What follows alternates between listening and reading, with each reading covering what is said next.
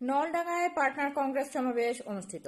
নাটোরের নলডাঙ্গায় programme on agricultural and rural transformation for nutrition, entrepreneurship and resilience in Bangladesh পার্টনারের আওতায় দিনব্যাপী পার্টনার কংগ্রেস সমাবেশ অনুষ্ঠিত হয়েছে। বুধবার 14 মে সকাল 11টায় কৃষি সম্প্রসারণ অধিদপ্তরের আয়োজনে উপজেলা হলরুমে এই সমাবেশ অনুষ্ঠিত হয়। আয়োজনে উপজেলা নির্বাহী অফিসার ইউএনও রেদওয়ানুল হালিমের সভাপতিত্বে অনুষ্ঠিত কর্মশালায় স্বাগত বক্তব্য রাখেন উপজেলা কৃষি কর্মকর্তা কিশোর হোসেন।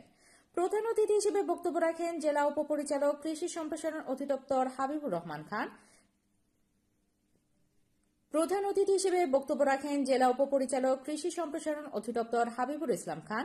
বিশেষ অতিথি হিসেবে বক্তব্য রাখেন অতিরিক্ত উপপরিচালক উদ্ভিদ সংরক্ষণ কল্যাণ প্রসাদ পাল, পার্টনার প্রোগ্রামের সিনিয়র মনিটরিং অফিসার কৃষিবিদ আব্দুল লতিফ, উপজেলা সহকারী কমিশনার ভূমি আশিকুর রহমান, নলডাঙ্গা থানার ভারপ্রাপ্ত কর্মকর্তা ওসি রফিকুল ইসলাম, উপজেলা অতিরিক্ত কৃষি অফিসার সাজ্জাদ হোসাইন, নাহিদুল ইসলাম নাহিদ, প্রাণী সম্পদ কর্মকর্তা পবিত্র কুমার সহ কৃষক কৃষানীগণ উপস্থিত ছিলেন।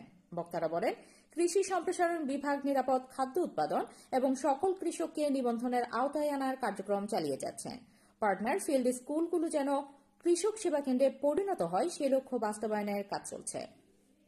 পার্টনারের মাধ্যমে যে পার্টনার ফিল্ড স্কুলগুলো রয়েছে, পার্টনার ফিল্ড স্কুল 10 সপ্তাহ শেষে যখন শেষ হয়ে যাবে, সেই স্কুলগুলো যেন কৃষক সেবা কেন্দ্রে পরিণত হয় এবং এই কৃষক সেবা কেন্দ্রের মাধ্যমে আমরা কৃষির আধুনিক প্রযুক্তি, কৃষির আধুনিক যন্ত্রপাতি এবং বিদেশে রপ্তানিযোগ্য ফসল উৎপাদন করতে যে প্রোটোকলগুলো মেনটেন করতে হয়, এই বিষয়গুলো যেন সরজমিনে আমরা কৃষকদের শেখাইতে পারি।